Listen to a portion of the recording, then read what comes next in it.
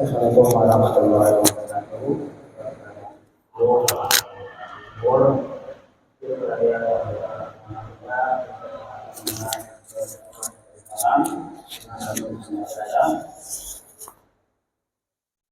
Sebelum kita mengikuti sama-sama pada dulu pada hari ini, sampaikan hasil pada Senin tanggal 20 Februari 2023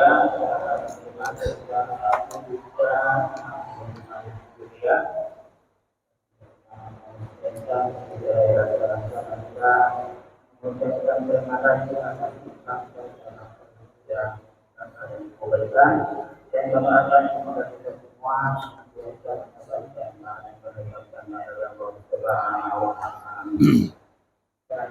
pada zaman dari perang Pakistan masyarakat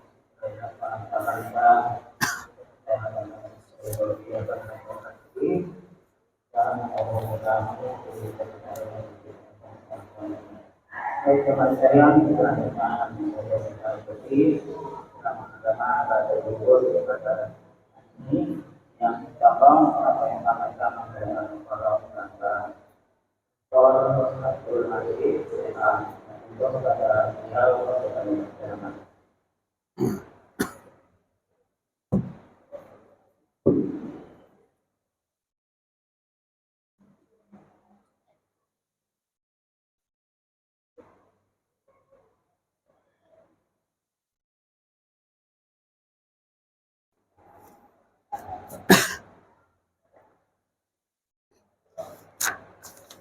Assalamualaikum warahmatullahi wabarakatuh.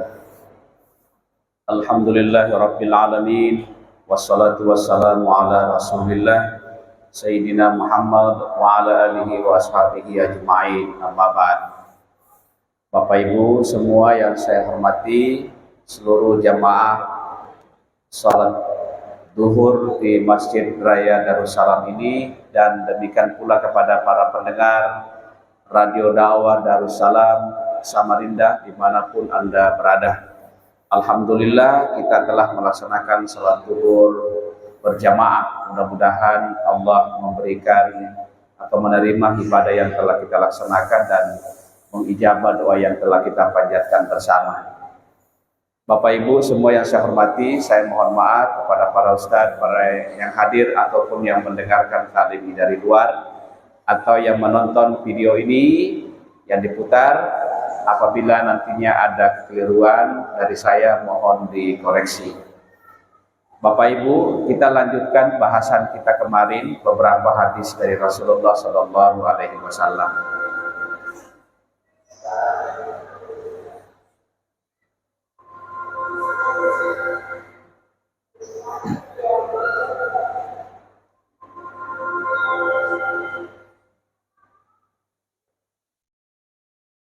Ini masih bahasan tentang niat, Bapak Ibu. Jadi dari salah seorang meriwayat hadis, An Subaidin Al-Yami, beliau berkata, inni la ahabbu an takuna li niyatun fi kulli syai'. Beliau berkata, saya itu sungguh senang, ya, berniat dalam segala sesuatu. Jadi kita tahu bahwa ada pendapat para ulama bahwa ada hal-hal tertentu yang kita lakukan yang tidak mesti niat. Ada yang mesti niat, ada yang tidak mesti niat. Jadi ulama ini berkata, kalau saya lebih cenderung setiap saya melakukan sesuatu apapun, saya harus sertai dengan niat. Hatta fit ta'ami wasyarab, sampai saat mau makan atau mau minum. Mungkin ada orang berkata bahwa yang namanya niat itu cukup dalam ibadah mahdhah. Tapi kalau dalam hal-hal yang sifatnya kebiasaan seperti makan dan minum, cukup mengucapkan bismillah. Kalau beliau ini beliau berkata, saya tetap akan berniat meskipun dalam urusan makan dan minum. Ya, kita niatkan makan atau minum dan kita memohon kepada Allah mudah-mudahan barakah dari makanan itu memunculkan kekuatan, dan kekuatan itu nantinya akan kita gunakan pada berbuat untuk kebaikan. Kata Syekh Mutawalli Syarawi, salah seorang penafsir, ahli tafsir, beliau berkata, kalau Anda saat mau minum membaca basmalah, bismillahirrahmanirrahim, teguk 3 kali, kemudian letakkan, ucapkan alhamdulillah, lalu kemudian minum lagi, ucapkan bismillah, bismillahirrahmanirrahim, sampai 3 kali berturut-turut seperti itu, maka selama ada air itu di dalam tubuh Anda atau makanan yang Anda bacakan bismillah tadi, maka selama itu pula Anda tidak akan pernah berpikir macam-macam. Berpikir macam-macam, ini barakahnya bismillah. Karena atas nama-nama Allah, atas nama Allah kita meminum air itu, dan kita tahu yang namanya Allah itu pasti efeknya selalu pada hal-hal yang baik kalau kita menyebutkan nama Allah. Ya. Jadi akan selalu mendatangkan kebaikan. Kata beliau, selama ada air itu atau makanan itu di dalam tubuh Anda yang Anda ucapkan tadi bismillah pada saat hendak meminum atau memakannya, dan mengucapkan alhamdulillah setelah Anda selesai minum dan memakannya, maka selama itu pula Anda tidak akan pernah berpikir macam-macam. Ini artinya Bapak Ibu, ketika ada pikiran macam-macam di dalam diri kita, jangan-jangan itu adalah hasil makanan yang kita tidak awali dengan bismillah, atau kita tidak tutup dengan alhamdulillah. Iya, karena biasanya kekuatan itu datangnya dari makanan dan minuman. Pikiran mengakibatkan kemudian ucapan, ucapan kadang membuahkan perbuatan. Nah ini Bapak Ibu, sehingga beliau berkata, Zubayd al-Yamini berkata, inwi fi kulli syai'in turiduhu khair. Berniatlah dalam segala sesuatu yang engkau inginkan kebaikan darinya. Kita ingin kebaikan dari makanan yang kita lakukan, makanan yang kita makan atau minuman yang kita minum, maka berniatlah. Berniat. Hatta furujaka ilal kunasa. Sampai-sampai kamu keluar dari rumahmu untuk membuang sampah, niat. Ini saking pentingnya niat. Sampai mau keluar buang sampah, berniat juga. Karena apa? Karena buang sampah itu adalah tujuannya untuk kebaikan. Membuang sesuatu yang busuk yang sudah tidak kita gunakan, itu adalah bagian dari kebaikan. Kita menginginkan ada kebaikan dari apa yang kita lakukan, maka ucapkanlah niat.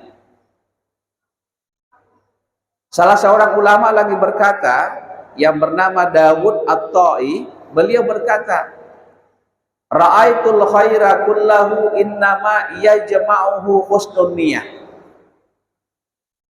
Saya melihat semua kebaikan itu, saya melihat semua kebaikan itu hanya dihimpun oleh niat yang baik. Oleh niat yang baik. Kebaikan itu biasanya hanya lahir dari niat yang baik. Wa kafaka bihi khairan wa illam tamsab. Dan cukuplah kamu mendapatkan kebaikan dari niat itu meskipun engkau belum melaksanakannya. Jadi Bapak Ibu, kita sudah cukup mendapatkan kebaikan dari niat meskipun kita belum melaksanakan. Kadang ada seseorang berniat untuk melakukan suatu kebaikan, tapi kemudian terhambat untuk melaksanakan kebaikan itu, maka kebaikan itu pun juga dia peroleh dari niatnya meskipun belum dilaksanakan. Ini sesuai dengan hadis Nabi. Siapa yang berniat untuk melakukan sesuatu meskipun dia tidak mengamalkannya, maka ia sudah tercatat sebagai suatu kebaikan yang sempurna. Jadi Bapak Ibu, begitu apresiasi Allah terhadap orang yang selalu berniat baik, berniat baik pun cukup berniat baik, kita sudah diapresiasi oleh Allah. Beda kalau ada orang yang berniat buruk, sebelum ia melaksanakannya maka belum tercatat sebagai sebuah keburukan. Kalau begitu, ada baiknya kita selalu berniat yang baik, hindari berniat yang buruk. Tapi jangan juga Bapak Ibu kalau begitu kita berniat yang baik-baik aja, meskipun di saat yang sama tidak ada niat untuk melaksanakan kebaikan itu. Nah, itu tidak masuk. Itu namanya niat-niatan.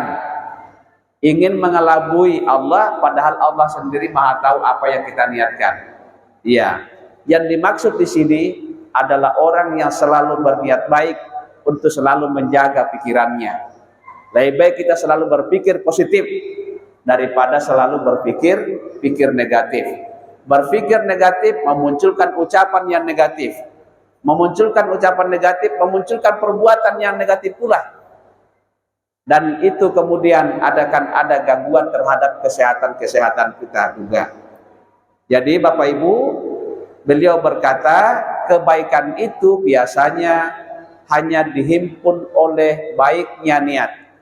Dan cukuplah kita mendapatkan kebaikan dari niat itu kalaupun kita tidak mampu melakukannya. Iya. Walau ta'allaqat jami'u jawarihi bihubbid dunya. Meskipun semua anggota badan kita ini terikat melakukan urusan-urusan dunia, tapi kita selalu berniat baik, laraddathu yauman niyatuhu ila aslihi. Kalau ada orang yang selalu berpikir-pikir baik, meskipun anggota tubuhnya selalu terikat dengan urusan dunia, maka niat itu nanti yang akan mengembalikan kita pada asal kita.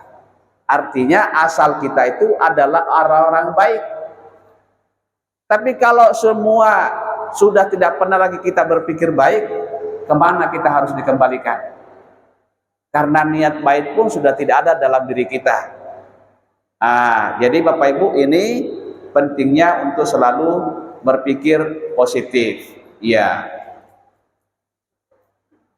Terakhir Bapak Ibu, ada pendapat atau pesan dari seorang ulama juga yang berkata, Yusuf bin Asbab, beliau berkata, takhlisun niyati min fasadiha asyaddu alal amilin min tulil ijtihadi. Memurnikan niat, mensucikan niat dari hal-hal yang bisa merusaknya, itu lebih dahsyat. Ya, lebih dahsyat bagi orang yang mampu melaksanakannya daripada berijtihad sepanjang masa. Memurnikan niat dari hal-hal yang bisa merusak niat itu, katanya lebih dahsyat bagi orang yang mampu mengamalkan itu, melakukan itu, daripada ia berijtihad sepanjang masa. Karena dia berijtihad, berpikir, belum tentu berangkat dari niat yang tulus. Tapi orang yang selalu mampu melakukan, membersihkan niatnya dari hal-hal yang bisa merusak niat itu sendiri, itu lebih afdal. Karena niat yang baik akan menghasilkan kebaikan-kebaikan dari Allah Subhanahu wa Ta'ala. Apalagi kalau niat itu kemudian dibarengi dengan perbuatan. Saya kira demikian barangkali Bapak Ibu pesan dari beberapa ulama kita yang terkait dengan niat ini, mudah-mudahan ada barokahnya. Al-Fatihah. A'udzubillahi minasyaitonirrajim. Bismillahirrahmanirrahim. Alhamdulillahirabbil alamin arrahmanirrahim maliki yaumiddin. Iyyaka na'budu wa iyyaka nasta'in. Ihdinas siratal mustaqim. Siratal ladzina an'amta 'alaihim ghairil maghdubi 'alaihim waladdallin. Amin amin ya rabbal alamin. Bismillahirrahmanirrahim. Alhamdulillahirabbil alamin. Allahumma ighfir lil muslimina wal muslimati wal mu'minina wal mu'minat al ahya'i minhum wal amwat innaka samii'un qaribun mujibud da'awat ya qadhil hajat Allahumma 'allimna ma yanfa'una wanfa'na bima 'allamtana innaka antal alimul hakim. Allahumma barik lana fi Rajab wa Sya'ban wa ballighna Ramadan. Allahumma ja'alna wa auladana wa dzurriyyatina min ahli ilmi wa ahli khair wa la taj'alna wa iyyahum min ahli syarri wa ahli dhair. Allahumma faqihna fid din wa 'allimna ta'wil. Rabbana atina fid dunya hasanah wa fil akhirati hasanah wa qina adzabannar. Subhana rabbika rabbil izzati amma yasifun wa salamun alal mursalin walhamdulillahi rabbil alamin. Assalamualaikum warahmatullahi wabarakatuh. Allahumma salli ala Muhammad.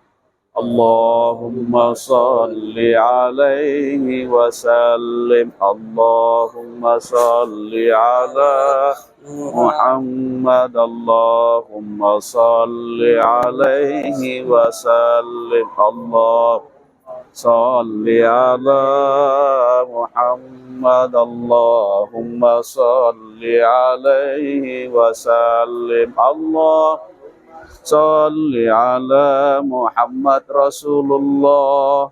Ya Rabbi salli alaihi wa sallim Habibullah. Taqabbalallahu